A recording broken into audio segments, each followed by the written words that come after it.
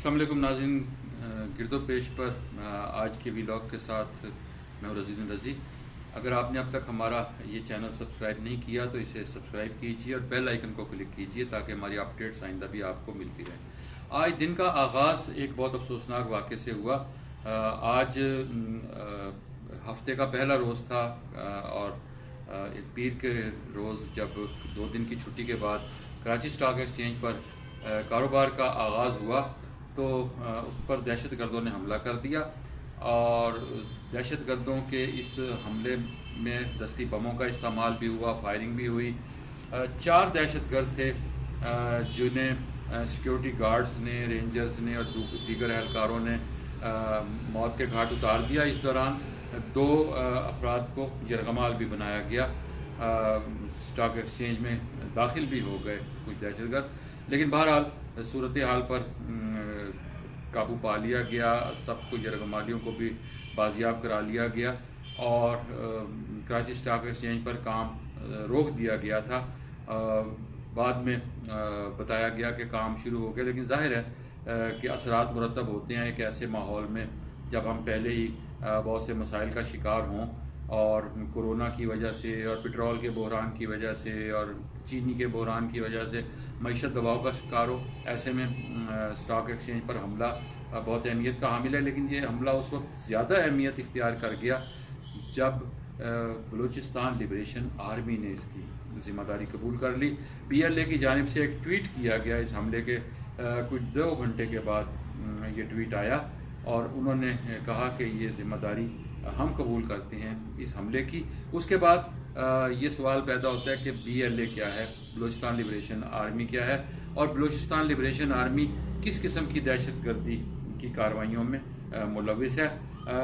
BLA کا قیام تو بھٹو صاحب کے دور سے ہے۔ 1971 کے آغاز میں اس کا پہلی بار نام سننے میں آیا تھا اور اس کے بعد بھٹو صاحب کے ساتھ مذاکرات کے بعد معاملات کچھ سیٹل ہوئے اور پھر ضیاء الحق کے دور میں قوم پرستوں کا مذاکرات میں اس کی ایکٹیویٹیز پس منظر میں چلی گئی۔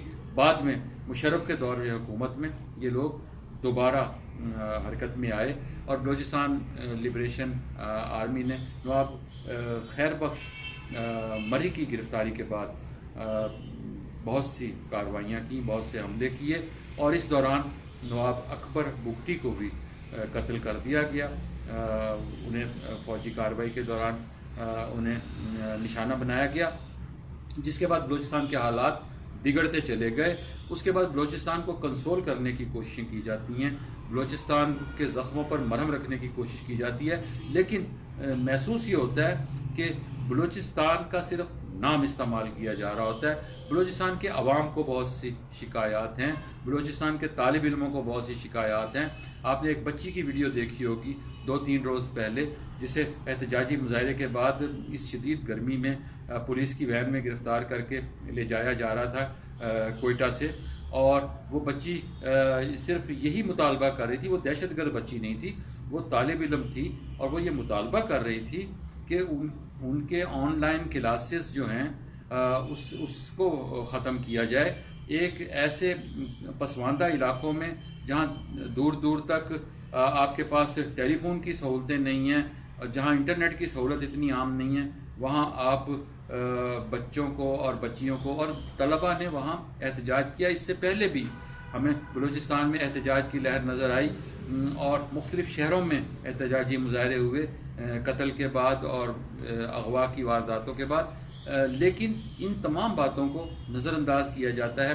اس وقت بلوچستان اس لیے بھی اہمیت اختیار کیا ہوا ہے کہ ہمیں اختر مینگل صاحب جو موجودہ حکومت کا حصہ تھے، انہوں نے گزشتہ ہفتے اپنے تحفظات کا اظہار کیا اور حکومت سے علیحدگی کا اختیار کر لی۔ انہیں منانے کی بہت سی کوششیں کی گئیں۔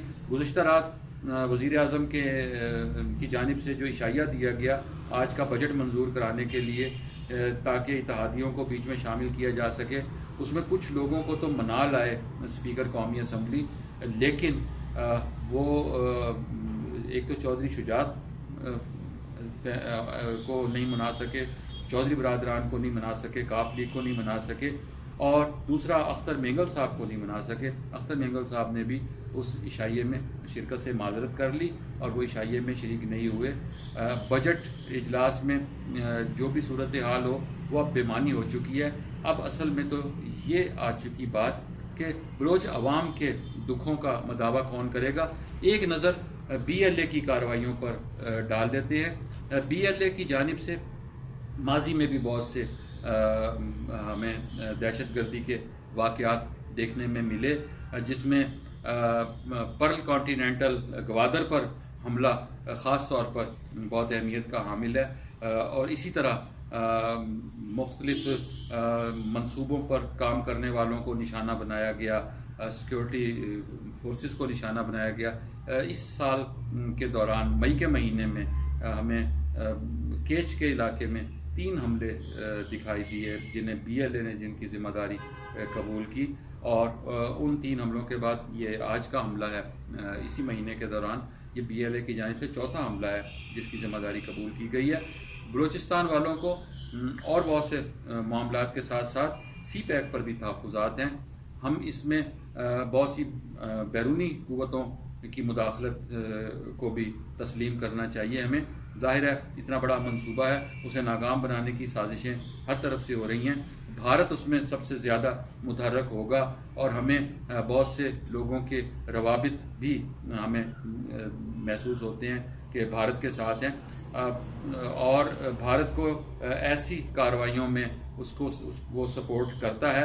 لیکن بھارتی سپورٹ کے علاوہ بھی بہت ساری چیزیں ہیں. مثلاً جو طالب علموں کا معاملہ ہے اس میں تو کوئی بیرونی مداخلت نہیں ہو سکتی، وہ تو ایک جینون معاملہ ہے. ایسے بہت سے جینون معاملات ہیں، ایسے بہت سے زخم ہیں جنہیں منتمل کرنے کی ضرورت ہے، لیکن وہ پولیٹیکل حوالوں سے ہمیں سیاسی طور پر بات چیت کے ذریعے، ان افہام و تفہیم کے ذریعے حل کرنے ہوں گے.